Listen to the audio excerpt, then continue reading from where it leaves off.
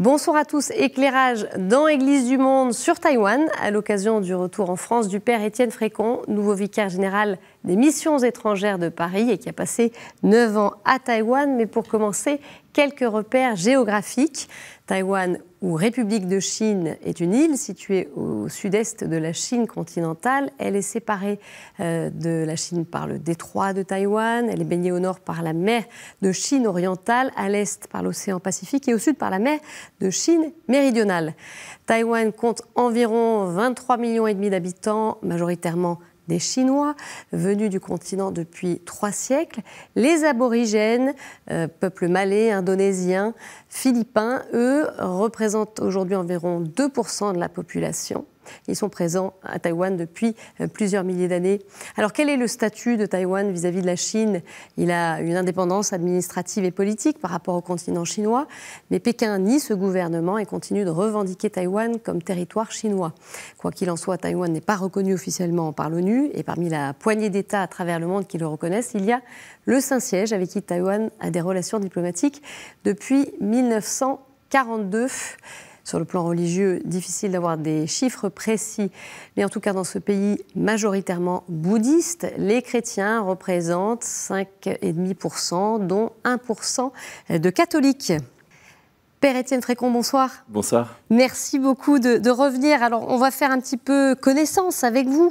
Vous avez été ordonné prêtre du diocèse de Lyon pour les MEP, c'était en 2011. Exactement. Après une licence canonique et un mémoire sur le dialogue interreligieux à l'Institut catholique de Paris, vous êtes envoyé à Singapour. Et pour répondre aux besoins de la communauté chinoise, vous passez 3 ans à Taïwan pour apprendre le mandarin. Vous allez y rester un peu plus pour prolonger cet apprentissage de la langue et vous serez nommé curé d'une paroisse du sud de Taipei pendant 3 ans. Et puis alors là, vous pensez rentrer à Singapour, mais le président de la conférence épiscopale de Taïwan vous retient et vous nomme recteur du grand séminaire de Taïwan. Vous suivez une formation pour un petit peu vous immerger dans l'univers des séminaires. Vous en prenez ensuite la direction en janvier 2019 et vous rejoignez ainsi officiellement le groupe missionnaire MEP de Taïwan dont vous avez été le responsable pendant 1 an. Puis, changement inattendu pour vous, coup de théâtre, le 22 juillet dernier, vous êtes élu vicaire général des MEP, c'est donc le retour en France. Et vous êtes arrivé il y a à peine quelques jours, alors je voulais vous remercier de nous retrouver. Vous êtes rentré il y a 3 jours et demi, dimanche dernier, le 26 septembre, c'était le jour du départ. C'était beaucoup d'émotions? Oui, c'était beaucoup d'émotions parce que ça faisait 9 ans que j'étais à Taïwan, on avait construit quand même pas mal de choses entre le séminaire, les chrétiens que j'avais connus dans les différentes paroisses où j'avais été. Et pour nous, missionnaires, on part à vie dans un pays. Donc en fait, on crée des liens, on fait comme si, enfin, on fait même pas comme si, on s'apprête à passer toute notre vie là-bas entre l'apprentissage de la langue, l'apprentissage des rites et des coutumes. C'est dur de se dire que ça va pas être le cas? Et ouais, c'est un peu difficile, ouais. Donc c'est difficile, oui, effectivement, parce que toute ma vie était à Taïwan. Hein. Et en fait, depuis mon élection comme vicaire général fin juillet, je suis rentré, j'ai fait une quarantaine, parce que j'étais en vacances en France en fait, et j'ai fait une quarantaine à mon retour à Taïwan, et en 1 mois j'ai dû plier toute ma vie là-bas, quoi. Alors bien sûr je vais y retourner après mon mandat de vicaire général, mais c'est quand même dur de partir et de recommencer en France, quoi. Un redémarrage. Alors on va revenir un petit peu à l'arrivée du christianisme à Taïwan, parce qu'on ne connaît pas forcément. Il y a d'abord les dominicains espagnols, qui sont les premiers évangélisateurs de l'île. Et puis, plus récemment, il y a les missionnaires MEP qui ont évangélisé les aborigènes dans l'est de l'île. Alors, 2022 va marquer les 70 ans de leur présence sur l'île. C'est un anniversaire qui a un sens particulier? Je ne sais pas si c'est un sens particulier, mais en tout cas, ce qui est sûr, c'est qu'il y a eu plusieurs vagues d'évangélisation et que dans les années 50, il y avait à peu près 10 000 chrétiens à Taïwan. Et avec l'arrivée des Chinois du continent, avec Chiang Kai-shek, en fait, en 10 ans, c'est-à-dire à peu près en 63, la population chrétienne est passée de 10 000 à 300 000. Et si on fête en 2022 les 70 ans, en fait, c'est aussi pour se rappeler ce besoin qu'à l'Église de Taïwan de sortir d'elle-même et d'évangéliser, parce que le nombre de chrétiens passé de 300 000 à aujourd'hui, on a un peu moins de 100 000, de catholiques plutôt. Et on reviendra effectivement à ce qui se passe aujourd'hui. Alors, les prêtres des MEP donc, sont arrivés en 1952 à Taïwan. À l'époque, on appelait cela Formose. Ils étaient au départ 2 ou 3 prêtres, puis plusieurs dizaines, tous intégrés à la population aborigène de l'île. Ces peuples originels, arrivés il y a des milliers d'années, se sont massivement convertis dans les années 50 et 60. Et c'est ce que souhaite montrer Cho Chun-Li, une documentariste taïwanaise qui tourne actuellement un film sur la présence des MEP parmi les aborigènes. Elle nous raconte cette mission difficile dans les montagnes, dans des villages reculés, auprès d'une population méprisée par le reste de la population taïwanaise. On l'écoute. Ces prêtres, ils étaient vraiment rentrés dans les tribus aborigènes, les plus pauvres, les plus reculés de villages aborigènes. Et ces villages aborigènes, même pour les Taïwanais, c'est très, très difficile jusqu'à ces tribus. Et en plus, ces tribus aborigènes, ils ont leur propre langage différent. Et à cette époque-là, par exemple, il y a les policiers qui surveillaient les messes, parce qu'on ne peut pas utiliser la langue aborigène. Mais ces prêtres, ils ont quand même livré les messes en langue aborigène. Donc, il y a un prêtre qui a été condamné en espionnage à tort par le gouvernement taïwanais à cette époque-là. Comment les populations aperçues ces prêtres? En fait, c'est leur famille, c'est leur père, c'est leur mère. Voilà, on sent qu'il s'est passé quelque chose de très fort. Vous disiez ces conversions massives en l'espace de peu de temps finalement. Oui, ça en 10 ans, la population population catholique a vraiment augmenté. En fait, c'est aussi dû au fait qu'il y a, dans l'arrivée de plus d'1 million d'hommes venus du continent, il y avait beaucoup de prêtres, de religieux, qui étaient d'abord des missionnaires sur le continent chinois. Et donc après, ils sont dispatchés sur toute l'île de Taïwan. Comment vous expliquez que l'évangile comme ça est pris auprès de ces populations aborigènes? C'est difficile de dire quand on en parle aux vieux missionnaires. L'autre jour, j'en parlais au Père Moelle et il me disait qu'un vieux missionnaire de notre confrère à Uli, là-bas, à Hualien. Dans l'est de l'île, ouais, exactement. Et il disait qu'il ne savait pas trop. En fait, il y avait vraiment une attente des populations aborigènes. Et une fois que les missionnaires sont arrivés, en fait, ils étaient vraiment réceptifs, accueillants à la bonne nouvelle. Et le problème qu'il y a eu, c'est qu'en fait, concomitamment, il y a eu une migration des aborigènes qui étaient assez pauvres vers les villes. Et donc, en fait, ils ont été baptisés, mais ils ont été très peu catéchisés. Et ce qui fait qu'en fait, assez rapidement, ils ont quitté leur village et ils se sont déracinés pour aller travailler dans les usines, dans les grandes villes, à Kaohsiung, à Taipei au nord, etc. Et en fait, il y a eu assez peu de personnes pour les accompagner dans leur foi, et puis ils travaillaient beaucoup pour le développement de l'île. Hein. Et donc, il y a peu eu ce suivi, en fait, catéchétique et pastoral. C'est ce qui explique ce ralentissement. En partie, en chinois on dit Mian Fen Jiao Yo. En fait, ça veut dire les chrétiens de la farine et du riz, en fait. C'est-à-dire qu'en fait, au début, ils étaient pauvres, ils se sont convertis. Donc, pour remercier les missionnaires de leur donner du riz et de quoi manger, ils se convertissaient, ils se faisaient baptiser. Et puis après, en fait, comme il n'y avait pas cet enracinement, en quittant le village, ils ont aussi perdu la pratique de la foi, quoi. Et ils n'ont pas transmis la foi chrétienne à leurs enfants. Alors, qu'est-ce que vous pourriez nous dire sur le visage actuel de cette église à Taïwan? C'est une église qui est composée pour moitié de catholiques aborigènes, qui est une église qui est assez âgée. La plupart de nos communautés chrétiennes sont des communautés assez... plutôt âgées, très petites. Aussi, c'est une particularité de Taïwan. Quand on a 100 personnes dans notre communauté chrétienne, C'est déjà bien, en fait. Vous, c'était un peu votre cas dans votre paroisse, Alors par moi, exemple? je faisais partie d'une paroisse, quand j'étais curé, j'avais plutôt une grosse paroisse. Et le week-end, on avait entre 300 et 400 personnes à la messe. Mais là, c'est vraiment une grosse paroisse. C'est sur un territoire paroissial qui avait plus de 500 000 personnes. Donc, quand on a 400 personnes à la messe, c'est quand même pas beaucoup. Et en fait, c'est des petites communautés parce que quand les prêtres et les missionnaires sont arrivés du continent chinois, il y en avait énormément. Et donc, en fait, chacun a créé sa petite église. Et ça demeure encore une particularité de Taïwan. Donc il y a pas mal d'églises. Et donc il y a pas mal de petites communautés catholiques, de paroisses. Chaque paroisse a un prêtre encore, pour beaucoup. C'est un modèle plutôt catholique traditionnel comme on l'a connu dans les années au début du XXe siècle, fin XIXe en Europe. Et qui cherche aujourd'hui un nouveau souffle. C'est-à-dire qu'au niveau structurel, l'Église est bien établie. Elle a des écoles, elle a des hôpitaux, elle a des universités, etc. Mais au niveau de la proposition de la foi, elle cherche un nouveau souffle, en fait. Elle devait vivre un synode les 2 dernières années, et à cause du Covid, ça a été repoussé. Mais on est vraiment dans cette espèce de recherche d'une nouvelle manière d'être catholique dans cet univers non chrétien. Vous étiez donc recteur, vous, du séminaire de Taipei, et la moitié de vos jeunes séminaristes étaient des aborigènes. Alors, voilà, dites-nous un peu quel regard vous portez sur ces jeunes qui aspirent à être prêtres.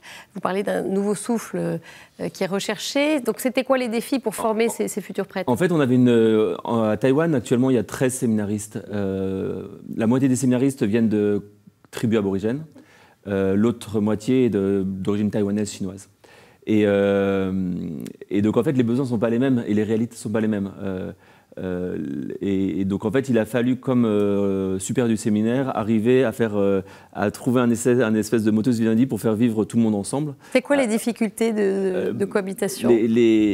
En fait ils sont tous taïwanais, donc il y a des gros points communs. Ouais. Et à la fois, il y a des particularités propres à chaque groupe ethnique, en fait. Et un Amis ou un Bunun ou un Chinois Han, en fait, il n'aura pas la même perception de la vie, de la manière de rentrer en relation. Par exemple, les Taïwanais, les aborigènes sont beaucoup plus faciles dans la relation. Ils aiment être ensemble, en communauté, etc. Pour eux, être seuls, c'est difficile. Donc, ils vont facilement se retrouver pour parler, pour chanter, pour danser. Ils sont très, très joviales, etc. Un Chinois taïwanais, c'est pas comme ça. Il va être beaucoup plus individualiste, il va être beaucoup plus besogneux, travailler beaucoup, etc. Donc il y avait une différence par exemple, au niveau des études, par exemple. Les séminaristes chinois étaient étaient un peu meilleurs en fait, avec plus de soif intellectuelle que les séminaristes d'origine aborigène. Par contre, au niveau pastoral, c'était l'inverse en fait. Les aborigènes, ils sont beaucoup plus proches des gens, ils savent accompagner, ils savent mettre une bonne ambiance, etc. Et donc comme supérieur, en fait, je devais arriver à jongler avec les particularités de chacun, de chaque groupe ethnique, pour arriver à ce qu'on marche ensemble vers le Christ, quoi. Et vous avez le sentiment que ça a évolué, ça a avancé? Ouais, je pense que on va voir comment ça tient dans le temps, mais je pense qu'en 3 ans, on a réussi. En fait, le défi pour moi, en fait, quand j'ai été nommé supérieur, c'était un peu de transformer le séminaire et de répondre à l'appel de l'Église universelle qui voulait, avec notamment le texte de la nouvelle ratio, et donc de la ratio des séminaires. Et donc l'idée, c'est de vraiment faire que les séminaristes deviennent de vrais disciples missionnaires. Que ce ne soit pas simplement des membres du clergé, mais que ce soit vraiment des chrétiens d'abord. Ça passe par quoi, ça? Et qu'est-ce que vous avez fait concrètement? On a essayé de leur faire prendre conscience qu'ils étaient eux-mêmes responsables de l'appel qu'ils avaient reçu. À mon avis, c'est très important parce que pour nous, occidentaux, peut-être, je ne me rends pas trop compte, je viens d'arriver en France, mais en tout cas à Taïwan, la plupart des jeunes souvent sont... l'ordre vient du dessus, hein, c'est des sociétés confucéennes. Donc en fait, le supérieur dit quelque chose, ou l'évêque dit quelque chose, ou le curé dit quelque chose, ou les parents disent quelque chose et on obéit. Mais de leur faire prendre conscience qu'ils avaient une responsabilité au niveau de leur foi, et donc de les rendre plus responsables, et ben ça a beaucoup joué. De leur faire prendre conscience aussi que être prêtre, c'est une chose, mais que ça ne se déconnectait pas de la vie chrétienne, en fait. Était un bon prêtre celui qui était un bon chrétien. et que quelquefois on veut être prêtre, mais qu'en fait on ne sait pas ce que c'est qu'un chrétien. Encore une fois, on est dans une église qui est jeune et qui n'a pas forcément les racines nécessaires et ce recul nécessaire. Donc en fait l'idée c'était vraiment de repartir de la base. En plus j'aime bien ça, je pense que c'est important même pour nous, notre vie quotidienne, de repartir de choses simples, quoi. Et donc on est parti sur cette dynamique-là. Et je pense qu'en 3 ans, on a inversé la peur. Ouais.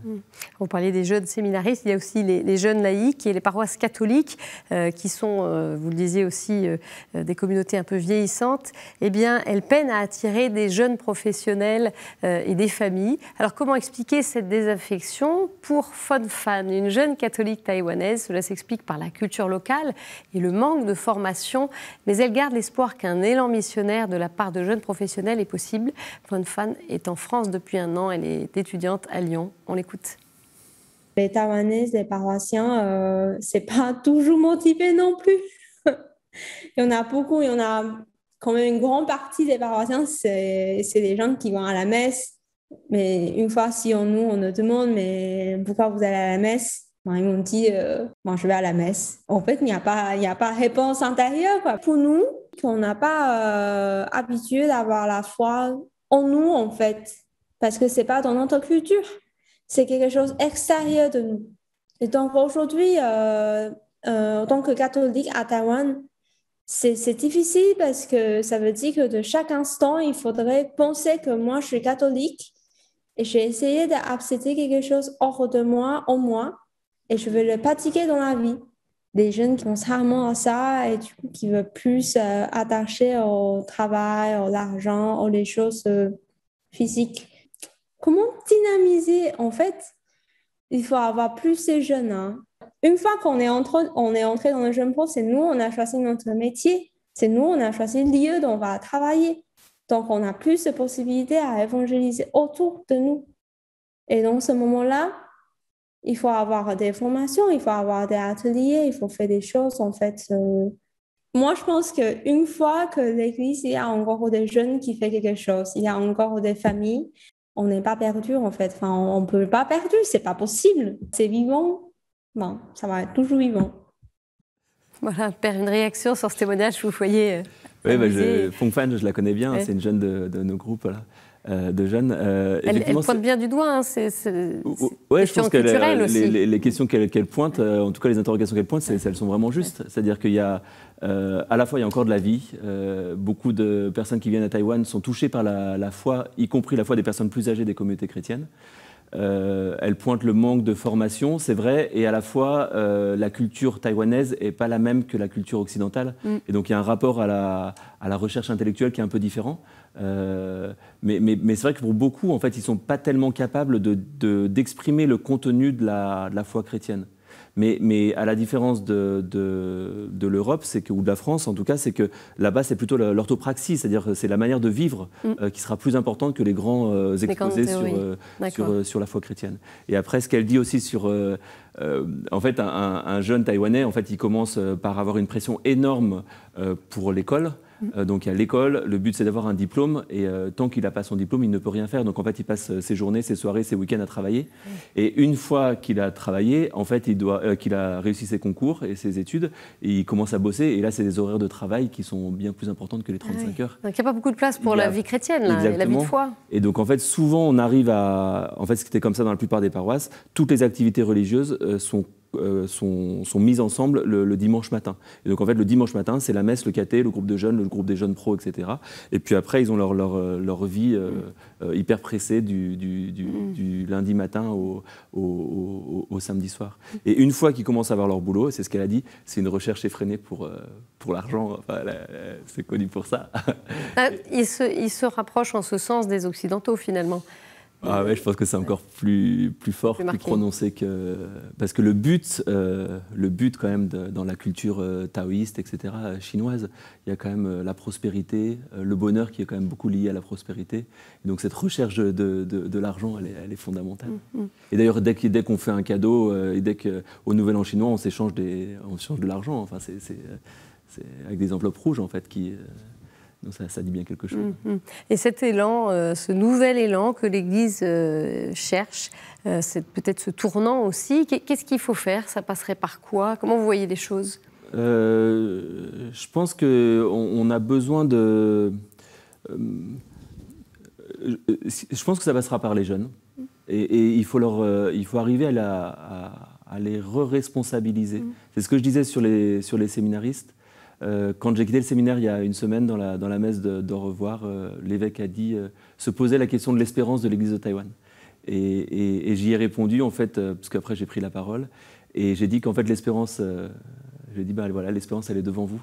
Et alors elle est dans ces jeunes séminaristes, elle est dans Fong Fan là, ou d'autres jeunes qui sont impliqués dans les groupes de jeunes. Si en fait l'Église institutionnelle et hiérarchique leur fait confiance et leur donne l'espace nécessaire pour qu'ils puissent se prendre en main et qu'ils puissent réformer ou en tout cas sortir des ornières pour annoncer le Christ, en fait, pour annoncer l'Évangile. Et si on le fait, ça marchera, c'est sûr, c'est sûr. Mais en fait, la culture confucéenne, en fait, elle éteint un peu ce dynamisme-là, parce que ça vient toujours d'en haut et ça empêche cette créativité. Merci beaucoup, Père Étienne Frécon, pour votre éclairage sur les chrétiens de Taïwan. Bonne chance pour votre nouvelle mission. Merci. Et tout de suite, on fait un bref tour d'horizon sur d'autres actualités dans le monde.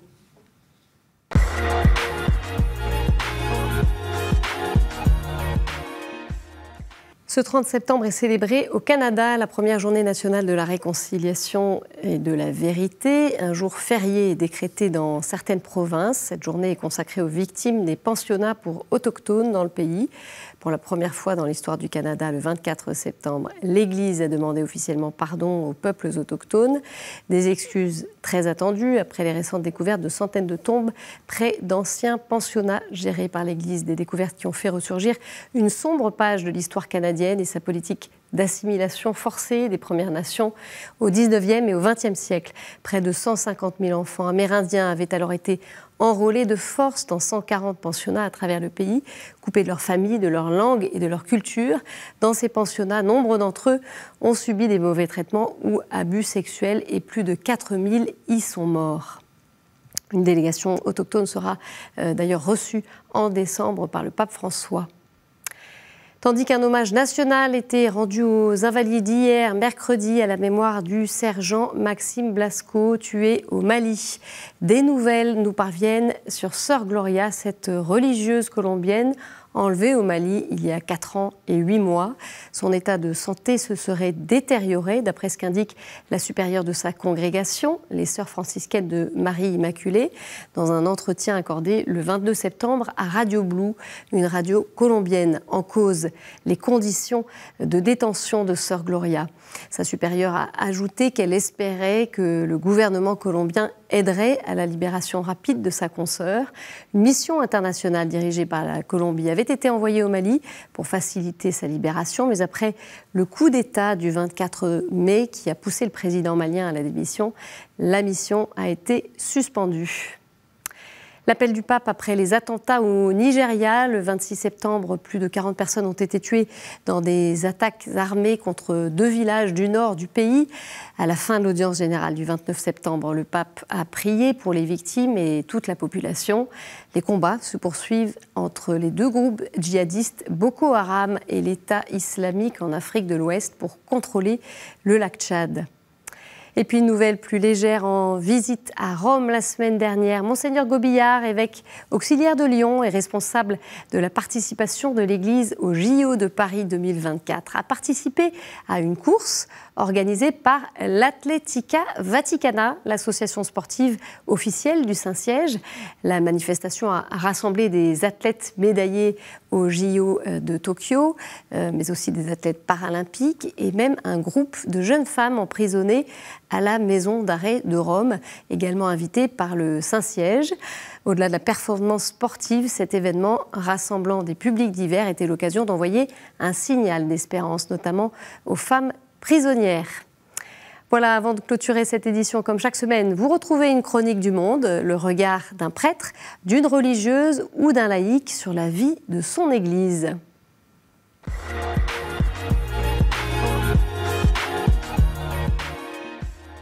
Et aujourd'hui, aujourd'hui, nous retrouvons depuis le Tchad Sœur Juliette Ngueta, religieuse du Sacré-Cœur de Jésus à N'Djamena. Bonjour à vous tous et à vous toutes. Je voudrais aborder avec vous la question de l'éducation. Comme vous le savez, l'éducation est la clé du développement. Dans un pays comme le nôtre, qui est le Tchad, nous avons vraiment besoin de l'éducation, que ce soit au niveau formel ou informel. L'éducation au Tchad est dominée par la corruption. La question de fond qui se face à nous et à chacune de nous, c'est quel type d'éducation, pour quel type d'hommes ou de femmes et pour quel type de société.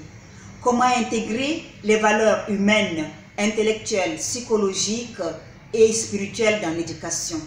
Comment œuvrer pour une éducation intégrale qui met l'homme au centre ou la personne humaine au centre et non l'argent. Comment lutter contre la corruption en œuvrant en esprit et en vérité, avec cœur et raison. Aussi, c'est se mettre au travail et inviter les autres à se mettre au travail pour relever le défi par rapport à toutes ces questions posées. Le travail, c'est une valeur qui est aussi dans notre devise qui est unité, travail, progrès. Merci. Merci, Sœur Juliette. Voilà, c'est la fin de cette édition. Vous pouvez la retrouver sur notre site et nos réseaux sociaux. Je vous souhaite une très belle semaine à tous. À jeudi. Au revoir.